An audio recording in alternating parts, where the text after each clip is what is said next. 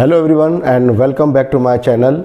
Today we will learn here grammar, वो grammar जो हमारे क्वेश्चन पेपर में क्लास 9 to 12 आती है, यानी 9, 10th, 11 एंड 12th। इसका जो सेक्शन सी होता है वो बहुत इंपॉर्टेंट होता है। इसका पहला वाला जो पार्ट मैंने आपको वीडियो दिया हुआ है उसको आप वॉच कर सकते हैं और डिस्क्रिप्शन बॉक्स में मैं उसका लिंक भी आपके शेयर कर दूंगा, आप उसको देखेंगे। आज हमारा ये सेकंड पार्ट है। फर्स्ट पार्ट में हमने देखा था फिल इन द ब्लैंक्स, यानी कुछ क्वेश्चंस जो ज़्यादातर आते हैं, रिपीट होते हैं या जिनकी वैरायटी पूछी जाती है, उनका हमने आपको समझाया था। आज मैं आपको लेकर आया हूँ कि जिसमें डू एज डायरेक्टेड में वो क्वेश्चंस जो अक्सर 9 to 12 पूछे जाते हैं हर एक ग्रामर के सेक्शन में, और ये ग्रामर का सेक्शन अक्सर सेक्शन सी में आता है। आप जानते हैं कि हमारा जो क्वेश्चन पेपर है वो 4 पार्ट में डिवाइड होता है, section A, section B, section C और सेक्शन डी। सेक्शन डी में क्वेश्चन आंसर होते हैं और सेक्शन सी जो होता है ये इम्पॉर्टेंट होता है। इसमें एक क्वेश्चन आता है 5 मार्क्स का जिसमें फिल इन द ब्लैंक्स होते हैं जो ग्रामर बेस्ड होते हैं, और दूसरा जो इसका पोर्शन होता है वो डू एज डायरेक्टेड होता है, ये ग्रामर बेस्ड होता है, इसमें सेंटेंस को बनाने होते हैं। और सेक्शन ए में अनसीन पैसेजेस आते हैं, और सेक्शन बी जो है वो इम्पॉर्टेंट होता है, उसमें राइटिंग से संबंधित क्वेश्चंस आते हैं। तो चलिए हम देखते हैं do as directed section C के अंतर्गत वे क्वेश्चंस आने वाले जो अक्सर आते हैं उनको हमें करना कैसे है। तो बहुत इजी है स्टूडेंट्स, अगर आप इसको ध्यान से देखेंगे और इसको बार बार देखेंगे तो you can solve this kind of questions here. मैंने बोर्ड पे यहाँ पे 2 सेंटेंसेस लिखे हुए हैं। पहले मैं इसका आपको अर्थ बता दूं। डू एज डायरेक्टेड, डू मतलब होता है करो, एज यानी जैसा, डायरेक्टेड यानी निर्देशित किया गया है, वैसा करना है आपको जैसा निर्देशित किया गया है।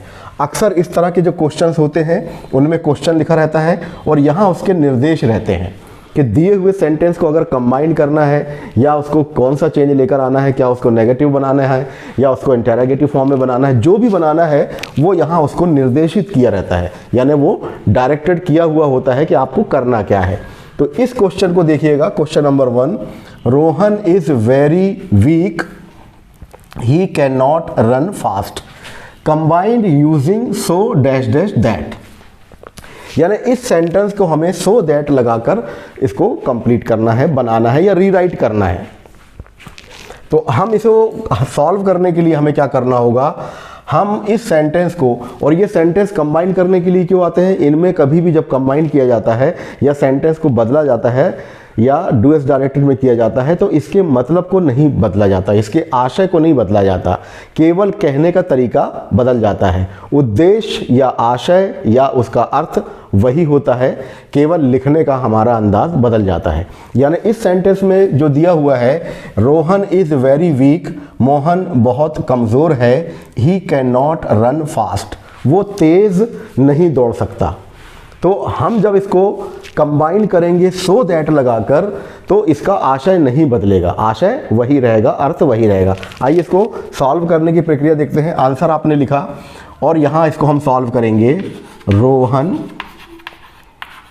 इज वेरी को यहाँ से हटा दिया जाएगा, उसकी जगह पर लगाया जाएगा सो। रोहन इज सो, और ये जो यहाँ अक्सर क्वेश्चन आता है, जो यहाँ जो वर्ड आता है वो अक्सर एडजेक्टिव होता है, यानी किसी के गुण को बताया जाता है। तो यहाँ रोहन का जो गुण है वो है कमज़ोर, तो हमेशा एडजेक्टिव के पहले सो लगाते हैं, और सो अगर हमने लगाया है तो उसको हम अंडरलाइन कर देंगे। रोहन इज सो वीक, और यहाँ दैट लगाकर, that he can not run fast, हम बाकी का सेंटेंस जो का तो लिख देंगे। He can not run fast, हमने इसको जो का त्यों लिखकर फुल स्टॉप लगा दिया।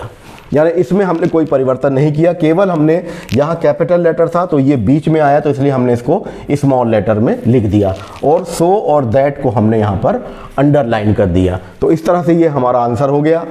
Rohan is very weak, Rohan बहुत कमज़ोर है। He can not run fast, वह तेज़ नहीं दौड़ सकता है। तो इसको हमने चेंज किया, Rohan is so weak Rohan इतना वीक है कि, यानी दैट, कि वह he can not run fast, वह तेज नहीं दौड़ सकता। रोहन इतना कमज़ोर है कि वह दौड़ नहीं सकता। यहाँ पे सो का अर्थ होता है इतना, और इस दैट का अर्थ यहाँ पर होता है कि, यानी छोटा, काम में छोटी की मात्रा की, यानी सेंटेंस जो है वो अपने पूर्ण होने की तरफ अग्रसर है, तो यहाँ पे छोटा की।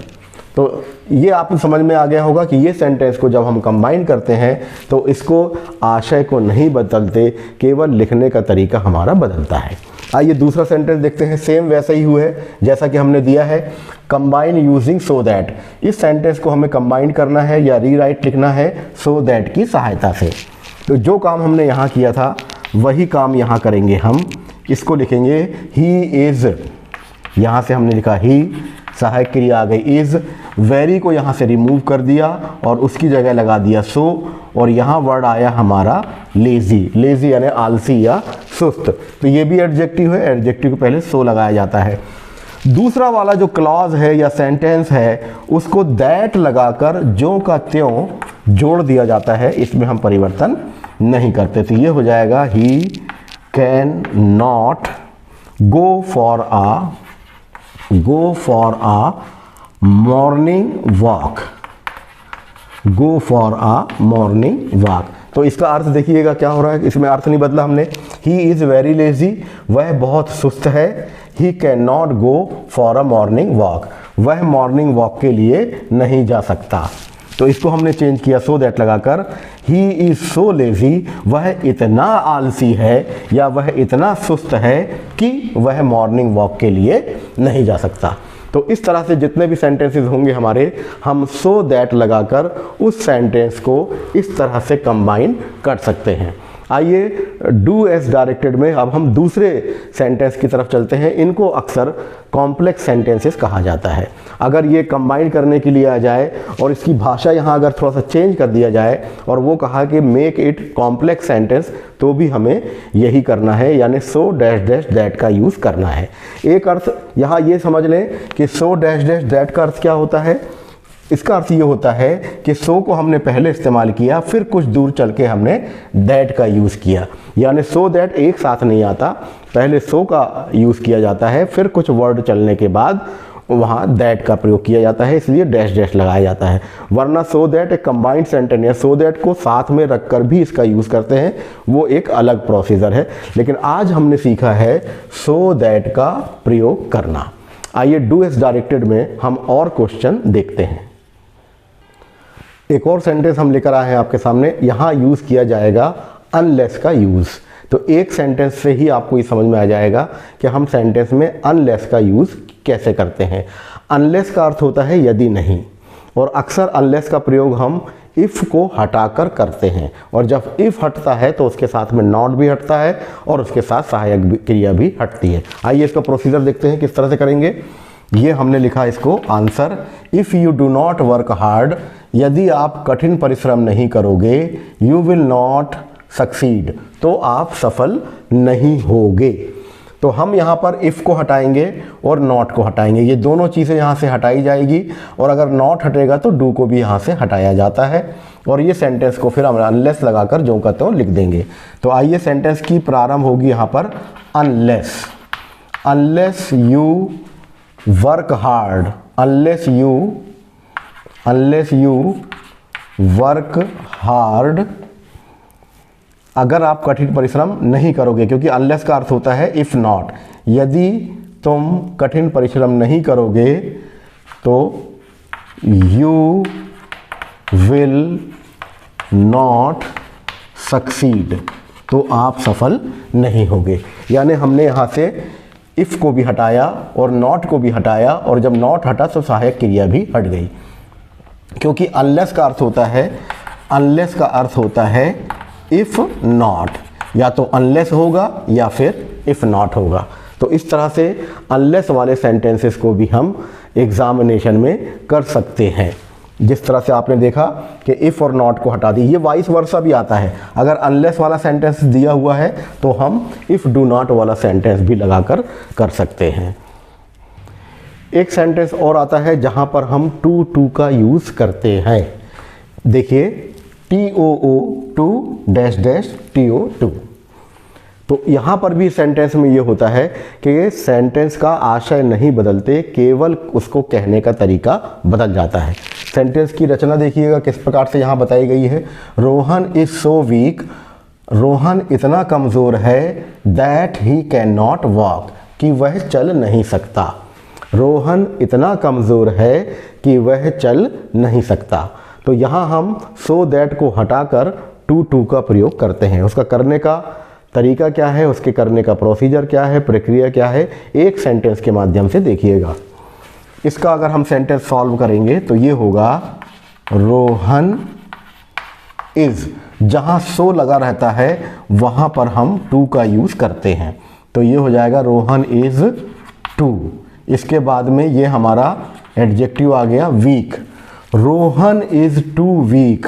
और इन सारी वीक के बाद ये जितना भी आ जाता है इनको हम हटा देते हैं कहाँ तक, वर्ब तक। ये जो हमारी वर्ब होती है, वर्ब के पहले टू लगाया जाता है।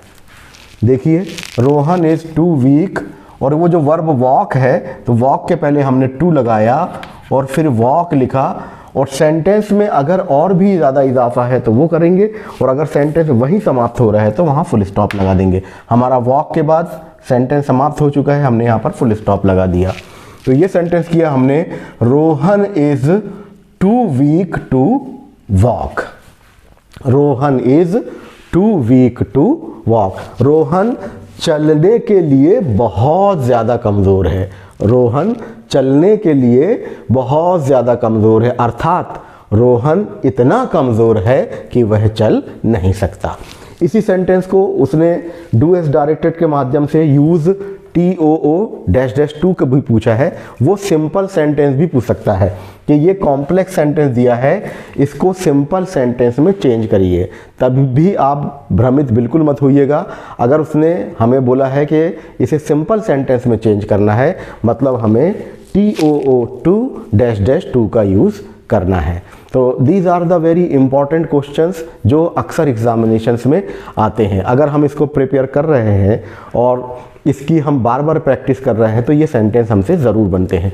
अब मैं आपको 3 वो सेंटेंसेस बताता हूँ जो हमारे क्वेश्चन पेपर का अंग हमेशा बनते ही हैं, और उसको मैं जो टेक्निक आपको बताने वाला हूँ उसमें आपको किसी भी ग्रामर को अलग रखना है। ग्रामर का उसमें टेंशन मत लीजिए आप।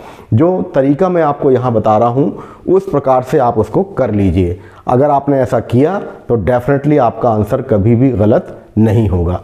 तो इस जो मैं लिखने जा रहा हूँ उसको आप बार बार वीडियो को पास करके देखें। और फिर मैं आपसे आग्रह करता हूँ कि अगर आपने वीडियो अभी तक सब्सक्राइब नहीं किया है तो बहुत ही वैल्यूबल चीज़ें देखने के लिए, स्पोकन इंग्लिश, ग्रामर और तमाम तरह के जो सब्जेक्ट्स हैं उसको देखने के लिए आप मेरे वीडियो को सब्सक्राइब करें, ताकि आपको जो भी इन्फॉर्मेशन आपके तक है वो तुरंत पहुंच जाए।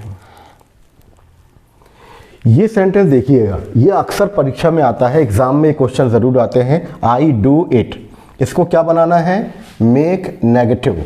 इसको आपको नेगेटिव बनाने के लिए आता है और स्टूडेंट हमेशा इसमें भ्रमित हो जाते हैं। काहे में, I do it, he does his work और दे डिड इट। यहाँ पर देखिए डू का यूज़ किया गया है, डज का यूज़ किया गया है और डिड का यूज़ किया जाता है। आमतौर पर होने वाली गलती क्या है कि स्टूडेंट इसको करने के लिए क्या करता है, हमेशा आई लिखता है और फिर डू के बाद नॉट लगाकर हमेशा इट लिख देता है, आई डू नॉट इट। तो आपने यहाँ पर जो आई डू नॉट इट लिखा है ये सब्जेक्ट हुआ, सहायक क्रिया के बाद नॉट आता है, यहाँ तक सही है। मतलब ये सहायक क्रिया के बाद आपने नॉट लगाया, लेकिन वर्ब नहीं है, इसमें वर्ब नहीं है। तो इन तीनों सेंटेंसेस को मैं आपको करने का तरीका जो बता रहा हूँ, इसमें आपको करना क्या है, देखिए आप क्या करें, जैसे ये आई डू इट क्या लिखा हुआ है यहाँ पर, डू इट, तो आप क्या कर दें, इसको हमेशा डू नॉट, डू इट लिखा हुआ है तो आप इसको डू नॉट कर दें, डू नॉट। इसके बाद इसको क्या करें, आप इसको देखिएगा आपको करना क्या है, आप सभी जगह पर डू कर दीजिए लास्ट में। देखिए डू इट यहाँ लिखा हुआ है, डू इट लिख दिया हमने। फिर भी डू लिखा और हिज वर्क लिखा है तो हिज वर्क लिख दिया, और यहाँ क्या लिखा है इट, तो डू इट। यानी आपको डू तीनों तरह के सेंटेंस में आपको डू कर देना है। अब आप देखिएगा, आपने सबके लास्ट में क्या लिखा, डू यहाँ भी लिखा, डू यहाँ भी लिखा, डू यहाँ भी लिखा। अब क्या करना है, सेंटेंस के प्रारंभ में आइए, यहाँ पर क्या है आई डू, आप जो भी लिखा है उसके बाद नॉट लगा दीजिए। यहाँ पर लिखा है आई डू लिखा है तो डू नॉट कर दीजिए। यहाँ क्या लिखा है ही डज, तो आप क्या करेंगे ही डज नॉट कर दीजिए। यहाँ क्या लिखा है दे डिड, तो आप क्या करेंगे यहाँ पर दे डिड नॉट कर दीजिए। जो लिखा है उसके बाद आप नॉट लगा दिए। यहाँ देखिए डू लिखा है तो डू नॉट कर दिया, यहाँ डज लिखा है तो डज नॉट कर दिया, यहाँ डिड लिखा है तो डिड नॉट कर दिया। लेकिन लास्ट में सबके डू वही आएगा, डू सभी जगह पर आएगा। यानी तीनों सेंटेंस में जो लास्ट का जो सेंटेंस होगा वो डू ही आएगा। तो इस तरह से ये ट्रिक याद कर लीजिएगा आप, हमेशा डू आपको लिखना ही है। हाँ, यहाँ पर जो होगा, जो भी लिखा होगा, यहाँ पर डू आया है तो डू नॉट, डज आया है तो डज नॉट, और डिड आया है तो डिड नॉट, इसके साथ कर दीजिए। और लास्ट में डू का तीनों जगह पर इस्तेमाल करिए। तो बार बार इस सेंटेंस को देखिए, इनमें से एक सेंटेंस आपका क्वेश्चन पेपर में डू एज डायरेक्टेड में ज़रूर आने वाला है। एक सेंटेंस हमारा पास्ट इंडेफिनिट चेंज करने के लिए ज़रूर आता है। आप देखिए कोई भी सेंटेंस अगर होगा, उसकी वाक्य रचना होगी, सब्जेक्ट होगा, ये सब्जेक्ट है, उसके बाद में यहाँ पर एक ऑक्सिलरी वर्ब आता है या हेल्पिंग वर्ब, इसके बाद वर्ब आती है और फिर इसके बाद में हमेशा ऑब्जेक्ट आता है। ये सेंटेंस का स्ट्रक्चर है, फॉर्मेट है। अब यहाँ पर हमें चेंज काहे में करना है, change into past indefinite tense. Past indefinite का जो ये हम आंसर लिखा हमने क्वेश्चन पेपर में इस प्रकार से, और दूसरा आप ये लिखेंगे पास्ट इंडेफिनिट में ही यहाँ पर आ जाएगा ही, और पास्ट इंडेफिनिट में वर्ब का सेकंड फॉर्म आता है तो राइट का होता है wrote, he wrote a letter, he wrote a letter. तो ये सेंटेंस जो है हमारा वास्तव में प्रेजेंट परफेक्ट टेंस का सेंटेंस है, उसको हमने पास्ट इंडेफिनिट टेंस में इस प्रकार चेंज कर लिया। तो टेंस के हमारे बहुत सारे वीडियोस डले हुए हैं, डिस्क्रिप्शन बॉक्स में भी मैं इसको डालने की कोशिश करूंगा। और अगर आप सर्च करके देख लें डॉक्टर शफी खान सर के नाम पर, तो आपको बहुत सारे वीडियोस अलग अलग टेंसेस में आपको मिल जाएंगे। उनमें मैंने आपको सारे स्ट्रक्चर्स बताए हैं, उन स्ट्रक्चर्स को आप लर्न करिए, कॉपी में उसको नोट करिए और मेक प्रैक्टिस एट होम। तो हमेशा इसकी प्रैक्टिस करिए। एक और मैं आपको 1 मिनट की टिप्स और दे रहा हूँ कि जब आप क्वेश्चन पेपर करने जाते हैं अंग्रेज़ी का, तो हमेशा याद रखिए, जैसे मान लिया ये एक लाइन है तो मार्जिन ज़रूर बनाइए। मार्जिन के इस तरफ लिखना है, इसको हाशिया कहते हैं। यानी अगर आपकी कॉपी में मार्जिन पहले से बना हुआ है तो ठीक है, वरना आप हाशिया या मार्जिन ज़रूर बनाइए।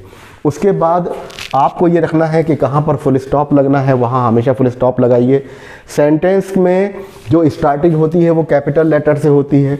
फुल स्टॉप ज़रूर लगाने के बाद आपको दूसरा अगर सेंटेंस लिखना है तो वो भी आपको कैपिटल लेटर से स्टार्ट होगा। याद रखिए, प्रेजेंटेशन इज़ मस्ट।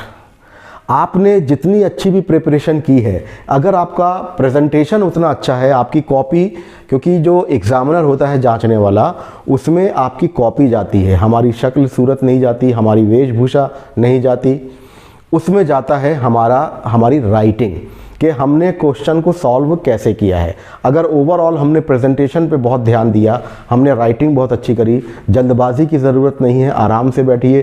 3 घंटे पूरा आपको पेपर आपके लिए अलॉटेड किया गया है, टाइम अलॉट किया गया है, उस टाइम का आपको सदुपयोग कराना है।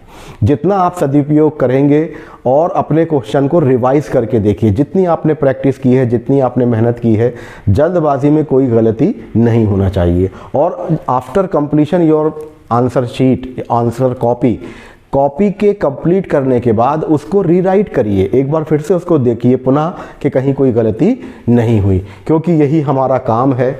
हमने जितनी भी मेहनत की है और जितनी भी हमने तैयारी की है वो सारी तैयारी इस आंसर कॉपी के माध्यम से एग्जामिनर के समक्ष जाएगी। और अगर आपने क्वेश्चंस को बहुत अच्छी तरह से अटेम्प्ट किया है, एक लॉन्ग स्केल लेकर जाइए, मार्जिन बनाइए, सेंटेंस को अच्छा बनाइए, इतना छोटा भी ना बनाए कि वो देखे ना, या इतने बड़े बड़े लेटर भी ना बनाए कि लगे कि आपने उसमें ओवरलैपिंग करने की कोशिश की है। बहुत अच्छे से हमारी आंसर कॉपी बननी चाहिए, सारे क्वेश्चंस हमारे अच्छी तरह से बनने चाहिए, चाहे वो अनसीन पैसेजेस हों, चाहे वो हमारी नोट मेकिंग हो, और चाहे कोई भी सेंटेंस हो। वो अगर आप अच्छी तरह से सॉल्व कर रहे हैं तो डेफिनेटली आप अच्छा पेपर कर पाएंगे और निश्चित ही आपको नंबर मिलने वाले हैं। और क्वेश्चन आंसर को ज़रूर करके आइएगा। पोएम्स में सेंट्रल आइडिया सारी पोएम की याद होनी चाहिए, कोई ना कोई सेंट्रल आइडिया ज़रूर पूछी जाती है, या अगर सेंट्रल आइडिया में वो हमारी पोएम नहीं आ रही है तो उससे संबंधित क्वेश्चंस ज़रूर पूछे जाते हैं, आप उसको भी अटेम्प्ट कर सकते हैं। एक मैं आपको बहुत शॉर्ट में चाहता हूं कि नोट मेकिंग में आपको बता दूं कि ओवरऑल जब आप नोट पढ़ते हैं क्वेश्चन पेपर में तो सिर्फ पॉइंट भर बता देता हूं, बाकी आप अपना एक तैयारी आपने प्रिपरेशन की होगी उसको वैसे करिएगा। बहुत शॉर्ट में बता रहा हूं मैं आपको। ये देखिए, आपको बगैर नोट के मैंने आपको बताने की कोशिश की है कि जब कभी आप नोट मेकिंग बनाएंगे तो आप इस प्रकार से हाशिया बनाइए और फर्स्ट पॉइंट आप लिखेंगे। जैसे मैंने यहाँ पर फर्स्ट पॉइंट लिखा है हॉबी। उसके बाद जो आपका नोट मेकिंग का जो पैसेज होगा उसको 3 पार्ट में या 4 पार्ट में या 5 पार्ट में बांट लीजिए और हर एक पार्ट को आप एक मेन पॉइंट कहिए। ये जो मैंने नंबर 1 लिखा है इसको कहा जाता है मेन पॉइंट, ये हमारा मेन पॉइंट कहलाता है। और ये 1.2, 1.1, 1.2, 1.3 ये सब पॉइंट कहलाते हैं। ये इन्हें हम कहते हैं सब पॉइंट। ये हमारा सब पॉइंट है और ये हमारा मेन पॉइंट है। यहाँ पर भी देखिए 2 में मैंने मान लीजिए प्लेजर लिख दिया यहाँ पर, तो ये जो है मैंने यहाँ पे जो प्लेजर लिखा है ये 2 जो है हमारा मेन पॉइंट है ये, और ये हमारे जो हैं सब पॉइंट चलते हैं 2.1, 2.2, 2.3। फिर 3 पॉइंट में एक लिखा हमने जो उस पैसेज के डिवाइडेड पार्ट में जिसमें कोई स्टोरी हो या जो इम्पोर्टेंट पार्ट होगा उसको हम मेन पॉइंट बनाएंगे और उसके बाद के जो अंश होंगे वो उसको सब पॉइंट बनाएंगे। तो हमने यहाँ पर तीसरा लिखा और थर्ड पॉइंट के बाद 3.1, 3.2, 3.3, 3.4, 3.5 तक आप जा सकते हैं। तो डेफिनेटली जो इसमें मार्क्स अलॉटेड हैं वो आपको पूरे के पूरे इसमें मिलने वाले हैं इस प्रकार की नोट मेकिंग के लिए। तो बहुत शॉर्ट में मैंने आपको बताने की कोशिश की है। फिर हम किसी दिन किसी वीडियो में एक पूरे क्वेश्चन पेपर की ओवरऑल एक डिस्कशन हम करेंगे कि जो हमारे स्टूडेंट्स हैं वो पेपर को सॉल्व करने के लिए कौन सी हमारी सावधानियां बरतें ताकि उनकी जो मेहनत है वो ज़ाया ना हो, बेकार ना हो। जितना उन्होंने तैयार किया है, रिकॉल किया है, वो सारा की सारा परीक्षा में याद आ जाए। परीक्षा में याद आने की टेक्निक्स क्या हैं उस पर भी हम चर्चा करेंगे। तो please keep watching my videos and अगर आपको पसंद आ रहा हो तो उसको सब्सक्राइब ज़रूर करिए।